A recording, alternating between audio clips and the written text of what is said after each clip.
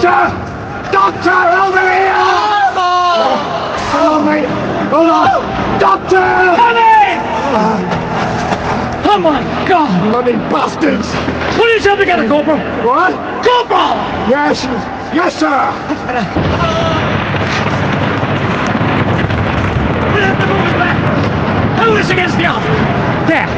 Like this? Fits hot! Good! Are you hurt? Oh, it's just my arm. Show me! That's not too bad. You live. Sir! Doctor! Dr. Watson!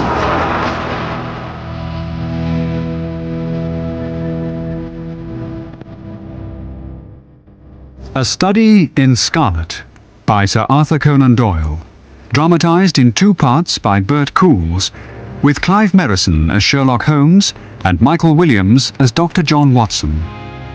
A Study in Scarlet. Part 1. Revenge. The Second Afghan War brought honours and promotion to many, but for me it had nothing but misfortune and disaster. I was shot in the shoulder at the fatal Battle of Maiwand, and, worn with pain and weak from prolonged hardship, I was struck down by enteric fever, the curse of our Indian possessions. For months my life was despaired of, and when at last I came to myself, I was so weak and emaciated that not a day was lost in sending me back to England. I landed a month later on Portsmouth Jetty, with my health irretrievably ruined. I had neither kith nor kin in England, and was therefore as free as air, or as free as an army pension of 11 shillings and 6pence a day will permit a man to be. Under such circumstances, I naturally gravitated to London, that great cesspool into which all the idlers and loungers of the empire are irresistibly drained. Thank you. Here. Thank you, sir.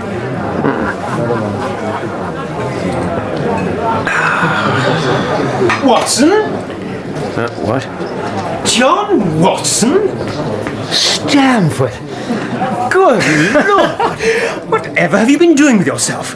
You're as thin as a lath and as brown as a nut. By God, it's good to see you. Let me look at you. Ah, young Stamford. Have you eaten? No, of course you haven't. Come and lunch with me. We'll go to the Holborn. What do you say? Wounded in action, eh? Ah, the shoulder. And then they sent you home? No, to the base hospital at Peshawar. Filthy place. Next to no doctors, never enough supplies.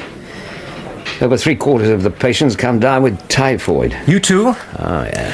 Never rains but it pours, eh? Oh, what do you know about it? Sitting here at home, safe and snug, it's just a game to you, isn't it? Just a damn game. Watson? I'm sorry, Stamford. My nerves are shot to pieces. It's all right, old man. You've had a hell of a time of it. Anyway, I'm glad I ran into you. And so am I. I'm afraid I've not been much of a lunch companion. Not a bit of it. Now, what are you doing these days? Is it Dr. Stamford yet? Afraid not. You're not still up at Bart's. The perpetual student, that's me. Damn sight better than working for a living, I tell you. What about you? Still writing? Finished the notorious novel yet? I haven't so much as glanced at it. So what are you up to? Nothing at all, really. I've been leading a meaningless sort of existence. Where are you living? An hotel in Strand. An hotel? But isn't that rather... Rather beyond my means. Yes, it is. So, as from today, I do have an aim in life. I'm looking for new lodgings. Comfortable rooms at a reasonable price. Well, that's a strange thing. Oh, what's strange about it? Well, you're the second man today who's used that expression to me. Really? Yes. The other chap had found his comfortable rooms all right, but the price was too high for him. He was looking for someone to go halves. By Jove. Who is he? Well, Stamford? a fellow who's working in the laboratory up at the hospital. You mustn't blame me if you don't get on with him. Why are you being so cagey about this man? Why shouldn't I get on with him? You don't know him yet. You might not care for him as a constant companion. Why? What is there against him? Oh, I didn't say there was anything against him. He's a little queer in his ideas. What is he? Medical student? I don't think so. I've no idea what he intends to go in for. A mystery man, eh? He's a first-class chemist. But a little queer in his ideas. Let's see if he's in here. This setting room? Is that likely? He was in here yesterday. Ah, he isn't today. Anyway, if he's a chemist, what was he doing in there? He was beating a cadaver with a cudgel. Beating a cadaver? He told me he wanted to find out how far bruises can be produced after death. Good grief. I hope he confines that sort of thing to the hospital. If I'm going to lodge with anyone, I'd rather prefer them to be the quiet, studious type. Stampert! I found it! Stampert! I found it! I knew I would! Dr. Watson, Mr. Sherlock Holmes. How do you do? How are you? You've been in Afghanistan, I perceive. How on earth did you know that? Never mind. Come and look at this. Now, come on! I found a reagent which is precipitated by hemoglobin and nothing else. Well, you see the significance. It's interesting chemically, I suppose. Interesting. It's the most practical medico-legal discovery for years. An infallible test for bloodstains. Once blood has dried, it's impossible to tell the stains from rust or mud or fruit or a dozen other things. The only important thing about stains is getting rid of them. Who wants to tell them apart? Some of the vilest crimes of the century have gone undetected because of that very point, Stampert. But no longer. Oh, now we have the Sherlock Holmes test. Now, look here, get rid of this clutter. Steady on it. There. Now, Doctor, please pass me that needle. Here, thank you. Now, let's have some fresh blood. The blood goes into a litre of water. There. The proportion can't be more than 1 in a million. But add some of this. Yes, and exactly 3 drops of this.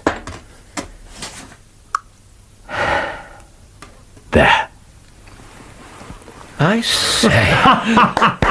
Beautiful, beautiful. An instant reaction and quite unmistakable. And it works on old blood as well as new. The Sherlock Holmes test. Congratulations. There was the case of von Bischoff at Frankfurt last year, and Mason in Bradford, and the notorious Muller, and Lefebvre of Montpellier, and Sampson of New Orleans. Oh, if this test had been in existence then. What if it had? Well, they would most certainly all have been hung. Pass me that sticking plaster, would you, Stamford?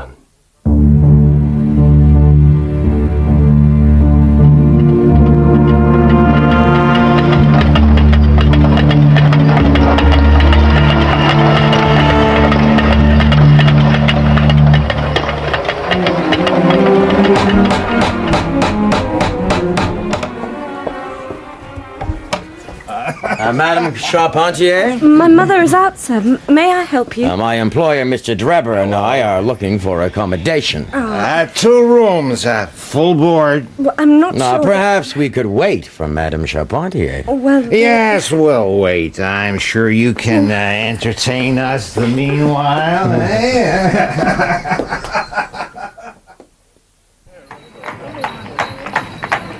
What are these rooms like? Oh, don't concern yourself. They'll suit us down to the ground. I'm pleased to hear it. You don't object to the smell of strong tobacco, I hope? I always smoke chips myself. Well, that's good enough. I generally have chemicals about and occasionally do experiments. Would that annoy you? By no means. Good. Now, let me see. What are my other shortcomings? Oh, really? No. I get in the dumps at times. I don't open my mouth for days on end. You mustn't think I'm sulky when I do that. Now, just let me learn and I'll soon be all right. Very well.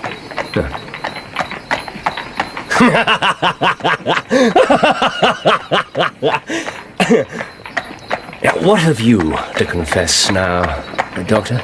Me? Well, it's just as well for 2 fellows to know the worst of one another before they begin to live together. Come on. Well, I keep a bull pup. A dog? Yeah, a friendly little chap. His name's Beecher. What else? I object to rouse because my nerves are shaken. I get up at all sorts of ungodly hours and I'm extremely lazy. I have another set of vices when I'm well, but those are the principal ones at present. Do you include violin playing in your category of rouse? That depends upon the player. A well-played violin is a treat for the gods. A badly played one. Oh, that's all right then.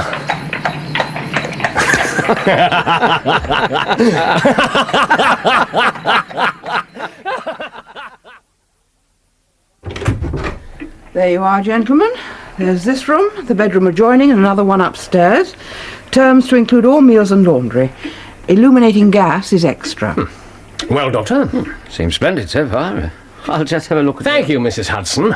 We'll take it. I think I'll have this corner for my chemicals, if you've no objection. Not in the least. Oh, what am I thinking of? Well, your constitution isn't up to this. I'm perfectly all right. Nonsense, Watson. Sit down. There. Thank you. Good. Now, you rest for a while. The unpacking can wait. I assure you I'm fine. My dear doctor, quite apart from your generally weakened condition, your left shoulder has been seriously injured, and recently. Well, yes, Also, but- your right leg, though you disguise the fact very well. So I thought. Oh, an ordinary person wouldn't have noticed. I beg your pardon? Yes, but why conceal it at all? To be wounded in the service of one's country is not something to be ashamed of. No, you're a proud man, Doctor. The pity of others would be abhorrent to you. Of course. Good. Oh, really, Holmes? Look at this. No, don't get up. Have you seen a Stradivarius before? Look at that finish. It's beautiful. Is it really genuine? I bought it for 50 shillings at a Jew broker's on the Tottenham Court Road. It's worth at least 500 guineas. Do you like Bach?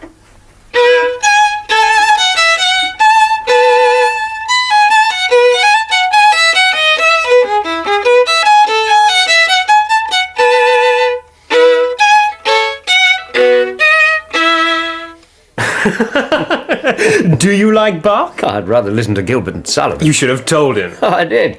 He carried on as if he hadn't heard a word. And then I realised that he wasn't playing Bach anymore. It had turned into a I'm called Little Buttercup. Lord. The man's amazing. How's Beecher? Fighting fit. That was damn decent of you, Watson. I've always wanted a dog. Just never got round to doing anything about it. Does he miss me, do you think? Oh, doesn't seem to. Oh. Sorry.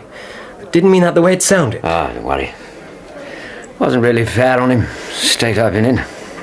And it would never have worked out at Baker Street anyway. Extraordinary thing. The way he kept going for Holmes's ankles all the time.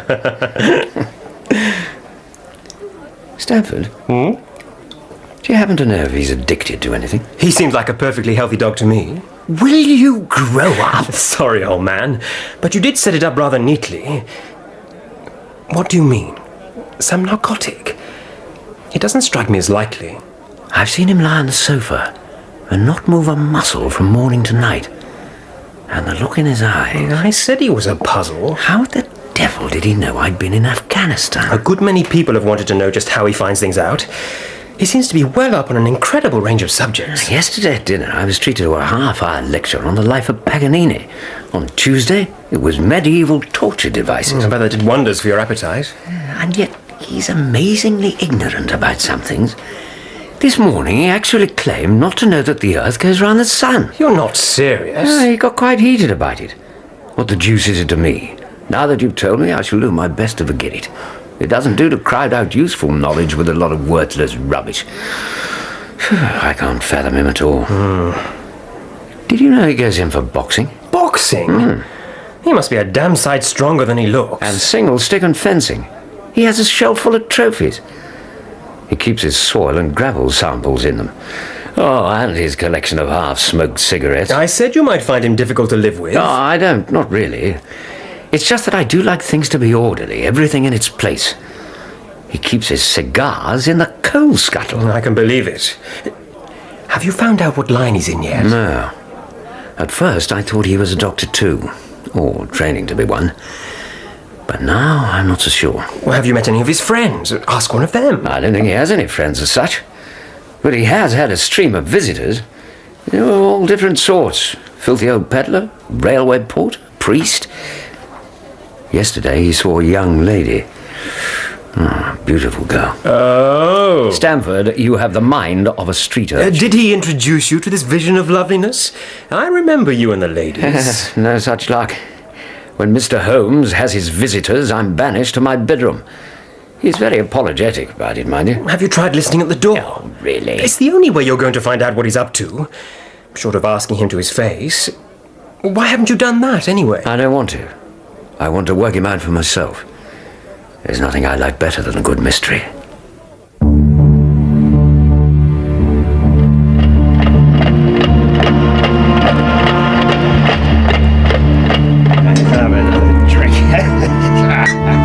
Mr. Drebber! Madame Charpentier! I tell you frankly, sir, your manners towards my maidservants are disgustingly familiar. And worse, sir, you have spoken to my daughter in a way which, fortunately, she is too innocent to understand. She's a lovely girl. Thanks the world to me. How dare you, sir? Hold your tongue, woman! Leave me alone! Damn the thing! Mother, whatever's going on? Leave us, Alice. Oh, no you don't. Come here. Yeah, come on, give me your Mr. kiss. Drebber! Let go of me! I want you out of my house, Mr. Drebber. Oh, yes? Today. You shall leave today. And think yourself lucky that my son Arthur wasn't here to see your disgusting conduct. Why?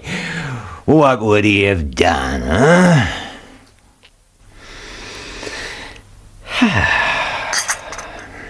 I must say, Holmes, you couldn't have found a place with a better cook. I haven't tasted steak and kidney pudding like that for years.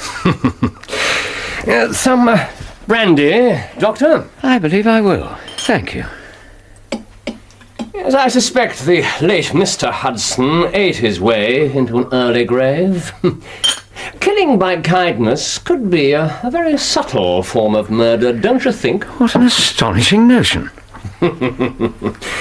There. To your continued recovery. Thank you. Now, let's have some music. If Bach isn't to your taste, perhaps you'd like Wagner. Wagner.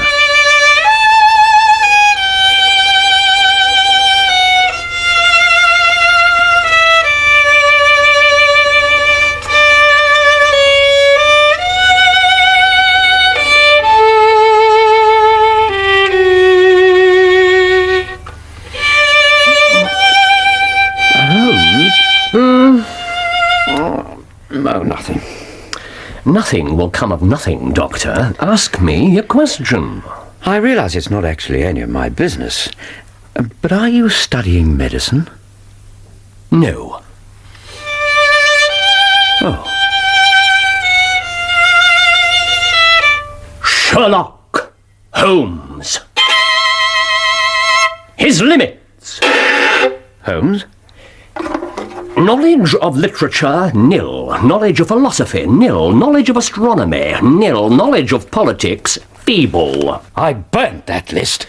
Not very thoroughly. Knowledge of botany, variable, well up on belladonna, opium and poisons generally. Knows nothing of practical gardening. This is outrageous. Knowledge of geology, practical but limited. Knowledge of chemistry, profound. Thank you. Knowledge of anatomy, accurate but unsystematic. Knowledge of sensational literature, immense. Appears to know every detail of every horror perpetrated in the century. You left out plays the violin well. That part you did succeed in burning. Oh, forgive me, Doctor, but I found your list as intriguing as you evidently find me. What conclusion Have you drawn? I couldn't reach any conclusion. I burnt that list in frustration. All those clues, and you deduced nothing? Not a thing. Well. Have you seen this magazine? It came this morning. No, I don't believe I have. Is there anything of interest in it? Look at this article. Book of Life. Ambitious sort of title. The Science of Deduction and Analysis. Begin by mastering an elementary problem. On meeting a fellow man, learn at a glance to distinguish his history and the trade or profession to which he belongs. By a man's fingernails, by his coat sleeve, by his trisomies, by each of these things, a man's calling is plainly revealed. What ineffable twaddle! You think so? It's unsigned. I'd like to see this fella clapped down in a third-class carriage on the Underground and asked to give the trades of all his fellow travellers. I'd lay 1,000 to 1 against him. You lose your money. As for the article, I wrote it myself. You? Yes, I have a turn both for observation and deduction. The theories there are really extremely practical. So practical I depend on them for my bread and cheese. But how? What exactly do you do for a living? At last, the direct question. Well, I am a consulting detective, if you can understand what that is. I suppose I'm the only one in the world. Really? Oh, yes.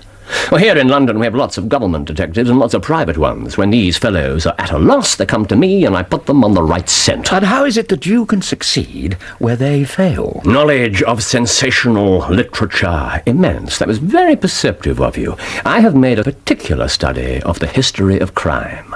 There's a strong family resemblance about misdeeds, and if you have all the details of 1,000 at your finger ends, it's odd if you can't unravel the 1,001st. Couple that with the scientific application of observation and deduction, or ineffable twaddle, as you so colourfully described it, and there you are. A consulting detective. At your service, for a fee, of course. And some of your clients are policemen? Oh, quite so. Well, one fellow's been here several times. Oh, yes, you introduced me. Lestrade. A little sallow man, rat-faced. Yeah, I see you have the knack for observation yourself. He's a well-known detective, Scotland Yard, and got himself into a fog recently over a forgery case. I solved it for him. And the others? Mostly sent on by private inquiry agencies. And you solved their problems without leaving this room? As usually. Now and again a case turns up which is a little more complex. Then I have to bustle about and see things with my own eyes. It's fantastic. Not at all. When we first met, I told you that you'd been in Afghanistan. A lucky guess. Oh, I try never to guess. Oh, no, it's a shocking habit. No, I knew it. Now, let's see if I can give you the line of reasoning. Here is a gentleman of a medical type with the air of a military man. An army doctor, then. He's just come from the tropics, for his face is dark, and that is not the natural colour of his skin, for his wrists are fair. He has undergone hardship and sickness, and has recently been seriously injured in at least 2 places. Where could an English army doctor have seen such trials? Clearly in Afghanistan. The whole train of thought didn't occupy a second. I put the conclusion into words, and you were astonished. Good night, Doctor.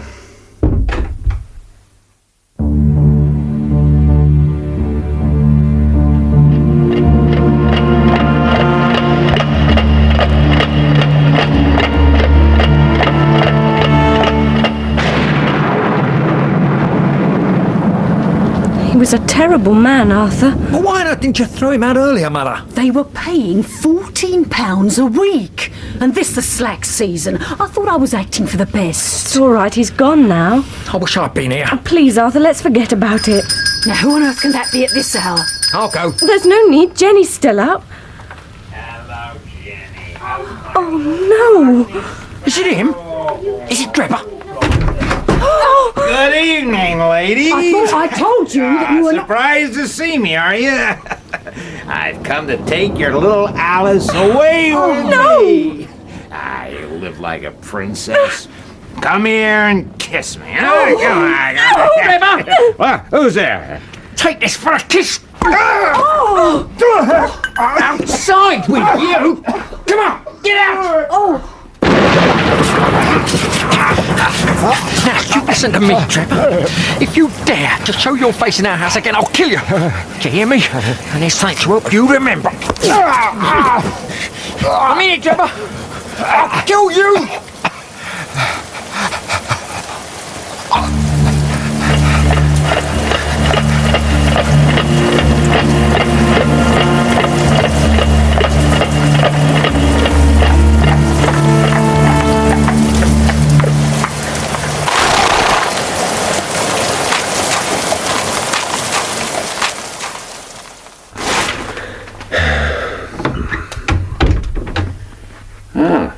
Good morning.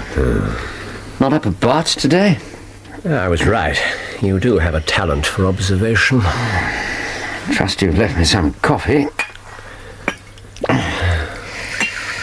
Anything interesting in the paper? Evidently not. There are no crimes and no criminals these days. What's the use of having brains in my profession? I know well that I have it in me to make my name famous. No man has ever lived who's brought the same amount of study and natural talent to the detection of crime as I have done. I believe you. And what's the result? There's no crime to detect, or at most some bungling villainy so transparent that even a Scotland Yard official can see through it. This coffee's cold. I'll ring for some more. I wonder what he's looking for. Who? Just crossing the street. See? Oh, you mean the retired sergeant of Marines? Rag and bunch! That's a pure guess and a safe one, too. You know perfectly well. I've no way of verifying it. On the contrary, I believe you'll have every chance. Listen. Retired sergeant of Marines, eh? Undoubtedly. Come in. A person to see you, Mr. Holmes. Yeah, thank you, Mrs. Hudson. This way. Gentlemen.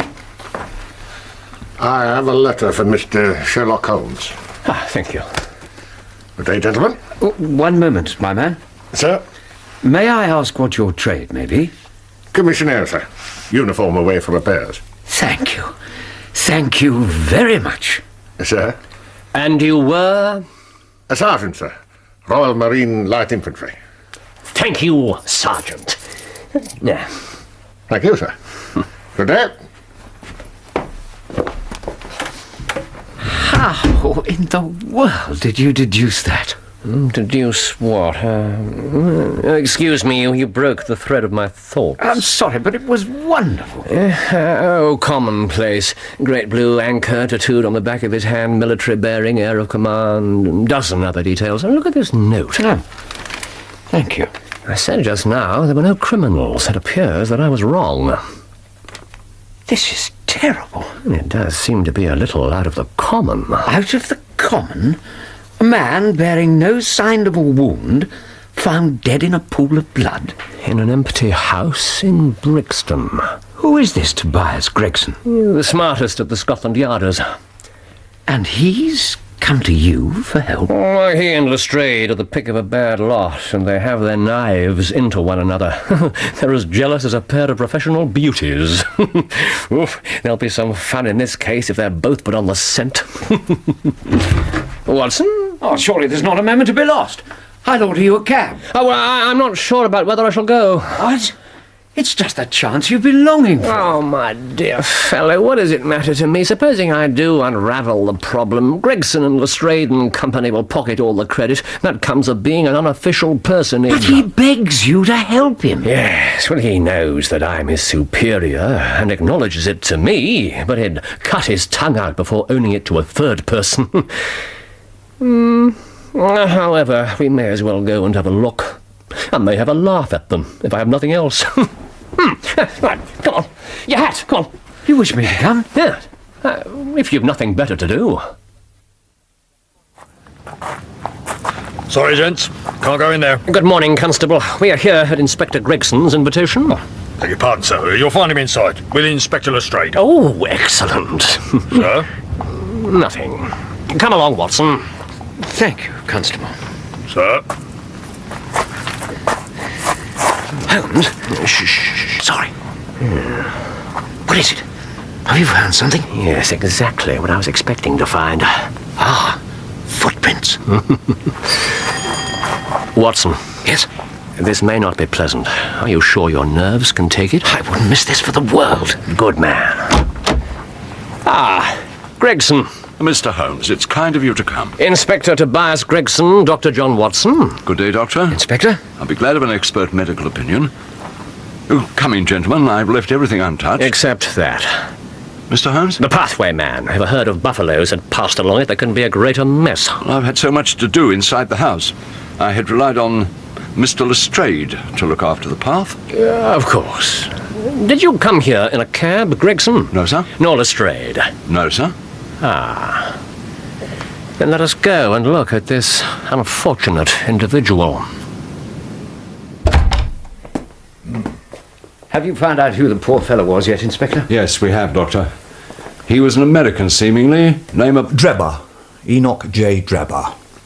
Thank you, Mr. Lestrade. Mr. Gregson. Good morning, Mr. Holmes. Lestrade. I didn't expect to see you here, Doctor. Good morning, Inspector. Well, I suppose there's no harm. It's this room, gentlemen, but before you go in, perhaps I should warn you. It's not exactly pretty. Yes, Lestrade. Good God. Fascinating. This case will make a stir, mark my words. It beats anything I've seen. And I'm no chicken. I agree with Lestrade. This is a nasty business. Come, Doctor. To work.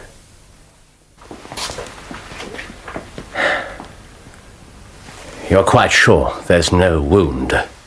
Positive. And yet there's blood everywhere. It reminds me of the death of Van Janssen in Utrecht in the year 34. Remember the case, Gregson? No, sir. Read it up. You really should. There's nothing new under the sun. What do you think, Mr. Holmes? Don't really restrain. I just walked from the door. Doctor. Yes? I wonder if you'd oblige me by taking a few notes. Notes? It would be of enormous assistance. Then I'd be glad to.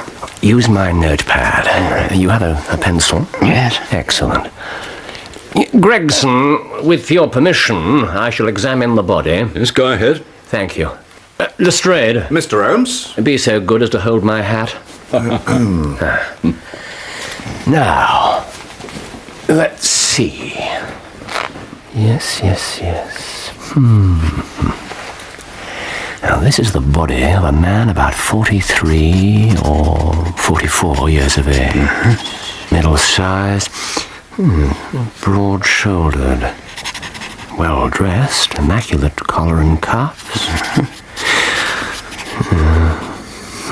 Patent leather boots, size 10. A top hat on the floor beside him. Body curiously twisted, hands clenched, legs interlocked. Watson. Yes, Holmes? Smell his lips. Good Lord. Quite so. Thank you, Doctor. He's not been moved at all. No more than we had to examine him properly. Yes, of course. Lestrade, give me a hand to turn him over. Right. A ring. He was caught up in the folds of his jacket. Got it! Oh, this is a woman's wedding ring. There's been a woman here. Oh, this complicates matters. Heaven knows they were complicated enough before. You're sure it doesn't simplify them? But there's nothing to be learned by staring at it. What did you find in his pockets? We have it all here. More notes, if you please, Doctor. There's a gold watch, gold ring, gold pin with rubies.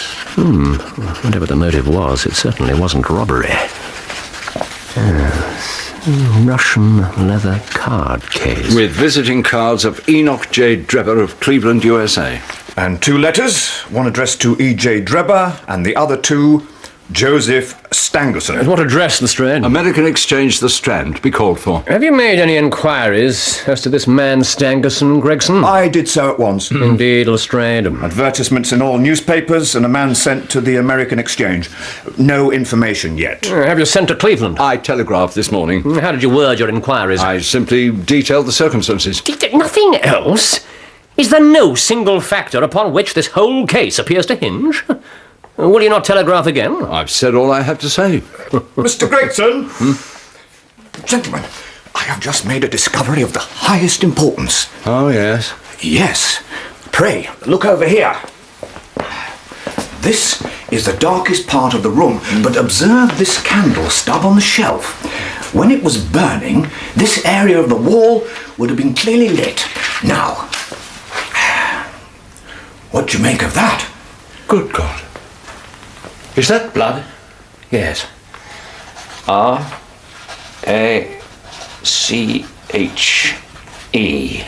Written in letters of blood. Rach. A most important clue. Well, what does it mean now that you found it, Rach? It means that the writer was going to put the female name Rachel, but was disturbed before he or she had time to finish. You mark my words. A woman named Rachel has something to do with all this. It's all very well for you to laugh, Mr. Holmes, but the old hound is the best when all's said and done. I really do beg your pardon, Lestrade. You deserve the credit for having found it. And with your permission, I'll examine the room now. I've already done so. Now, carry on, Mr. Holmes. Thank you.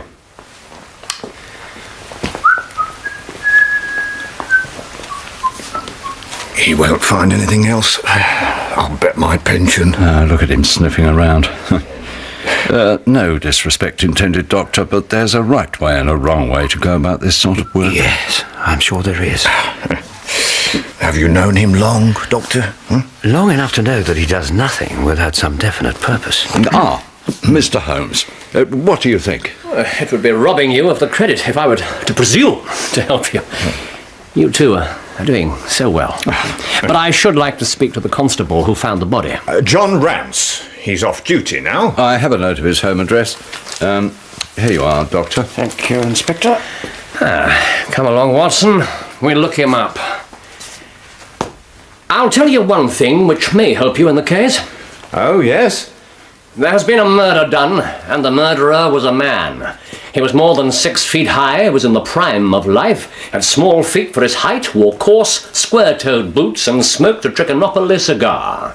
He came here with his victim in a 4-wheeled cab, which was drawn by a horse with 3 old shoes and a new one on his off foreleg. In all probability, the murderer had a florid face, and the fingernails of his right hand were remarkably long. These are only a few indications, but they may assist you.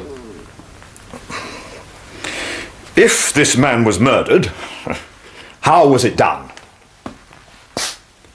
Poison. Poison? Oh, and one other thing, Lestrade. Don't waste your time looking for Miss Rachel.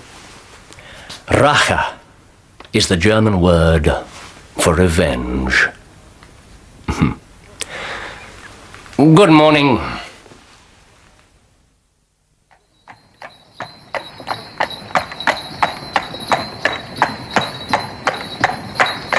It seems obvious once you've explained it. I can understand how you knew about the cab and its horse from the signs in the mud, and how you calculated the height of the murderer from the length of his stride. I was right about the footprints. You were right about the footprints.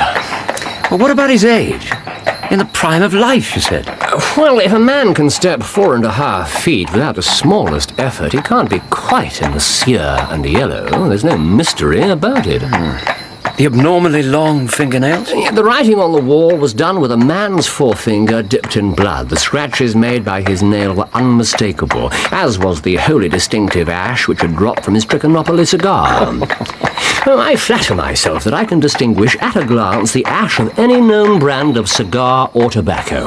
Good Lord. You said the murderer had a florid face. No, I said that there was a strong probability of it, which is not the same thing. Yet my head's in a whirl. Rache, revenge. Are we looking for a German assassin? I'm not going to tell you anything more, Doctor. Oh. You know, a conjurer gets no credit once he's explained his tricks. If I show you too many of my methods, you'll conclude that I'm a very ordinary individual after all. Oh, never. You have brought detection as near an exact science as it ever will be brought in this world. I'll tell you one more thing I read from the footprints. The two men came in the same cab and they walked down the path as friendly as possible, arm in all probability. Arm in arm? Yes, once they get inside, patent leathers, the victim stood still and square toes walked up and down the room, getting more and more excited. Then, the tragedy occurred. We must hurry up. I want to go to a concert this afternoon. I'll tell you from the beginning, sir. My time is from 10 at night till 6 in the morning. At 11, there was a fight at the White Hart, but by that was quiet enough on the beat. About 2, or maybe a little after, I thought I'd take a bit of a look around down the Brixton Road. It was precious dirty and lonely. Not a soul did I see, barring a cab or two. I was strolling down, thinking between ourselves how uncommon handy a 4 of gin ought to be, when suddenly the glint of a light caught my eye in that house, what I knew was empty on account of him that owns it won't have the drain seat to, even though the last tenant what lived there died of the typhoid fever. Yes. The door was unlocked. I pushed it open and went into the front room, where there was the stub of a candle burning. In the light of the candle I saw... well, you know what I saw. I went back to the gate and sounded my rattle, and that brought Ted Murcher from the Holland Grove beat. Apart from the two of us, the street was empty. Well, empty as far as anybody that could be of any good goes. I've seen many a drunk chap in my time, but never anyone as crying drunk as that cove. He was at the gate when I come out, leaning up against the railings and singing at the pitch of his lungs. He could hardly stand. I can see him now, clear as day. Great tall chap, with his long red face. Constable Rance. Sir? What became of this man? Oh, I'd quite enough to do without looking after him. I'll wager he found his way home all right. The blundering fool! To think of his having such an incomparable stroke of luck and not taking advantage of it! It's true that his description of the drunk tallies with your idea of the murderer. Tallies? That drunk was the murderer. But why should he come back to the house after leaving it? That's not the way of criminals. The ring, man, the ring. That's what he came back for. If we have no other way of catching him, we can always bait our line with a ring. I shall have him, Doctor. I'll lay you 2 to 1. No bet. I must thank you. For what? I might not have gone but for you. I might have missed the finest study I ever came across. A study in scarlet, eh? A study in scarlet? Yeah. Why shouldn't we use a little art jargon? There's the scarlet thread of murder running through the colourless skein of life, and our duty is to unravel it and isolate it and expose every inch of it. But now I must send a telegram, and then lunch, I think, and then for Madame Norman Neruda. Her attack and bowing are splendid. What's that little thing she plays so magnificently? I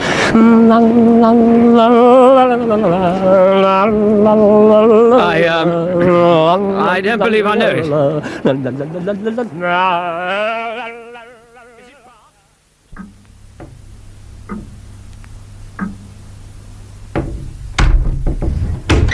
Oh, damn this shoulder. That'll teach you to overdo things, Doctor. Chasing about London after German subversives.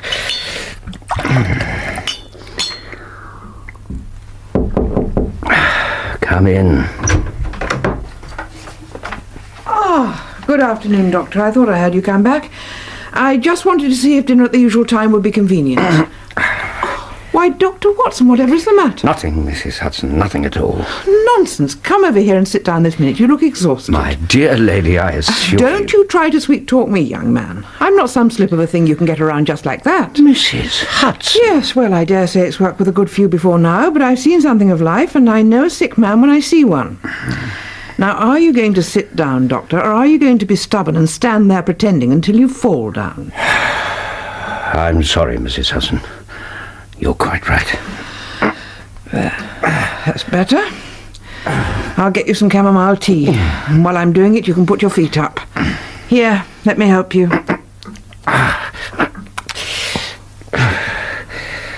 Thank you. I do beg your pardon. Try to get some sleep. I dare say he won't be back for hours yet. What is it this time? The hospital again? Another stroll around the East End? Violin concert. St. James's Hall, I think. He's one of a kind, your friend. No, I'll see to your tea. You get some sleep. You wouldn't believe the morning I've had, Mrs. Hudson. I dare say not. Sleep now. I don't think I could. It's too much excitement, you see. Too much excitement.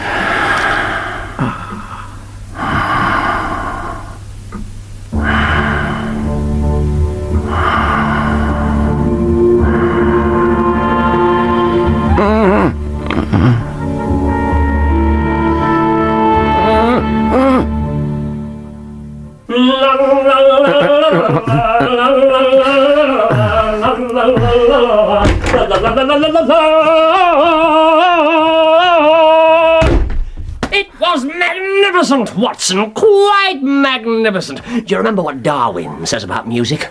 Oh, what? He claims that the power of producing and appreciating it existed among the human race long before the power of speech was arrived at. Perhaps that's why we are so subtly influenced by it.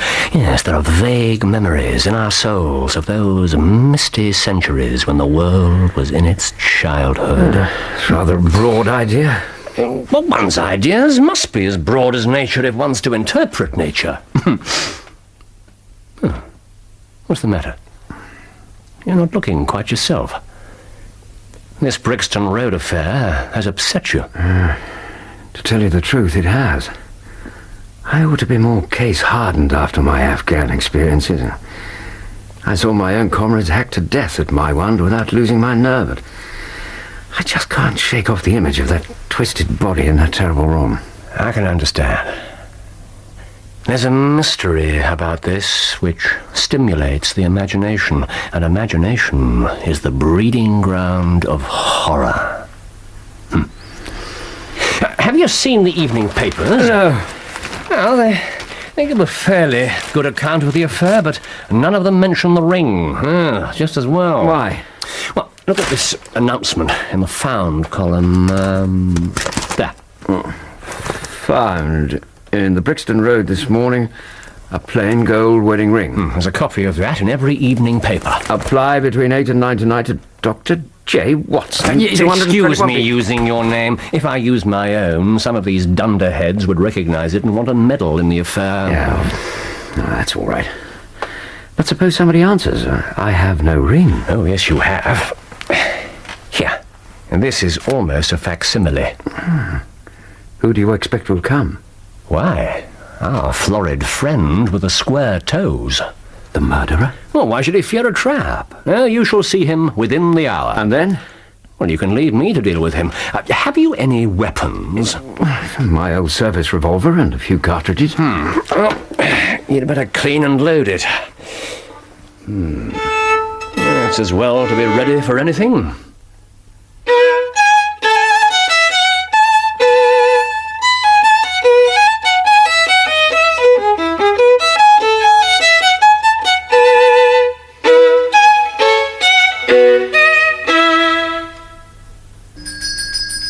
Put your pistol in your pocket. Speak to him in an ordinary way. Don't frighten him. Don't frighten him. Holmes, is Mrs. Hudson safe? Perfectly. This man is a calculating murderer, not a madman who strikes out at random. I asked her to send him up alone and then lock herself and the maid in the kitchen. Here he is. Remember, do nothing to make him suspicious. He's already killed one man.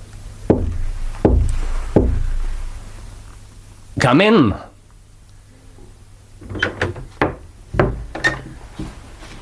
Dr. Watson? Yes, madam? I've come about the ring.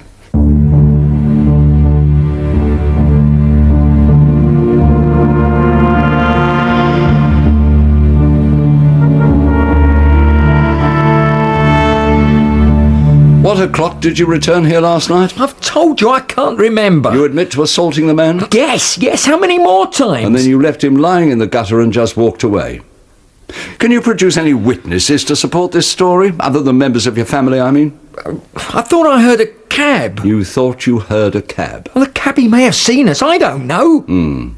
Arthur Charpentier, I'm placing you under arrest for the willful murder of one Enoch J. Drebber of the United States of America. Take him away. God bless you, sir. You've done a Christian deed this day. We never thought to see this ring again, that we didn't. I'm pleased to have been of service, Mrs. Sawyer.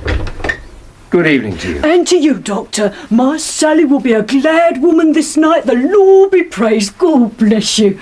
And you too, sir. Good night. Good night.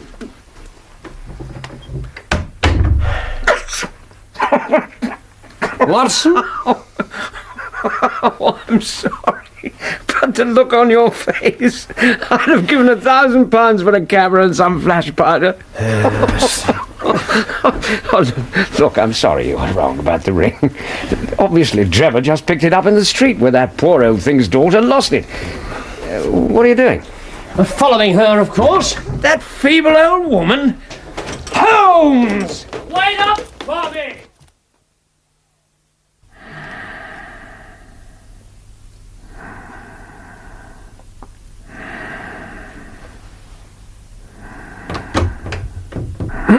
Who's there? Easy, Watson. Holmes? What time is it? Just before midnight. Do you mind if I light the lamp?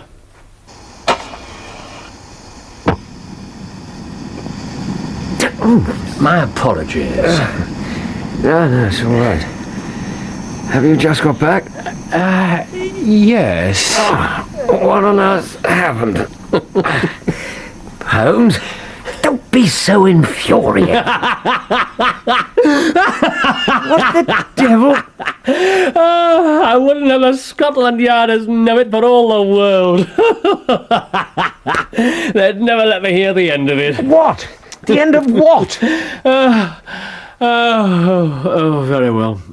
I don't mind telling a story against myself. That creature hobbled a little way and then began to limp.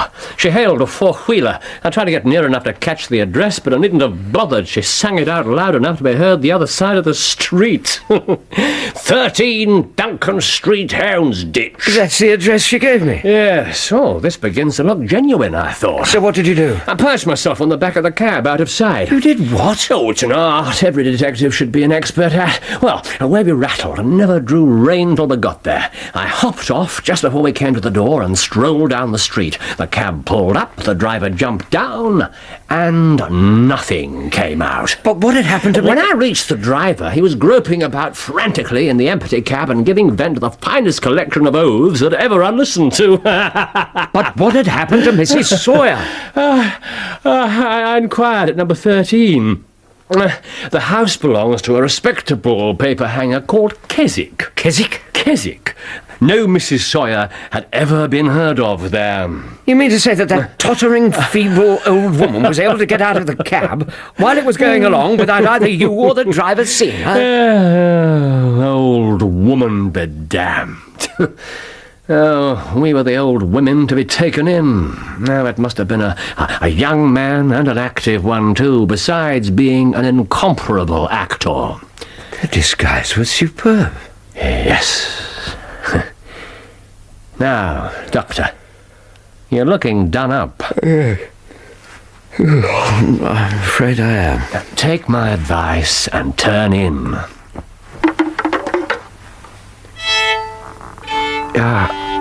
I won't disturb you. You're not retiring? No. I want to think.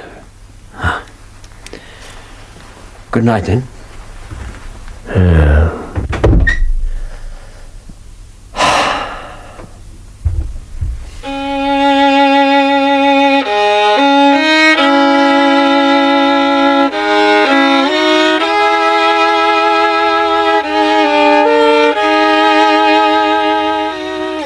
I left him in the dim light of the lamp, seated in front of the smouldering fire, wrapped in an old mouse-coloured dressing gown, his eyes fixed vacantly upon the corner of the room, and his long legs stretched out across the hearth. Long into the watches of the night, I heard the slow, melancholy wailing of his violin.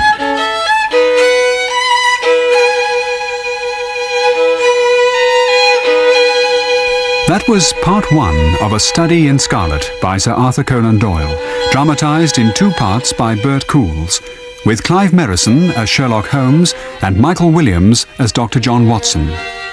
Joseph Stangerson was played by Matt Zimmerman, Enoch Drebber by Ed Bishop, Inspector Lestrade by Donald G., Inspector Gregson by John Moffat, and Mrs. Hudson by Anna Cropper.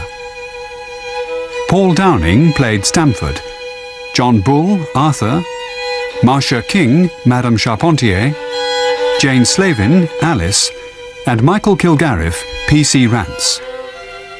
Other parts were played by members of the cast. The violinist was Alexander Balanescu. A Study in Scarlet was directed by Ian Cottrell and produced by David Johnston.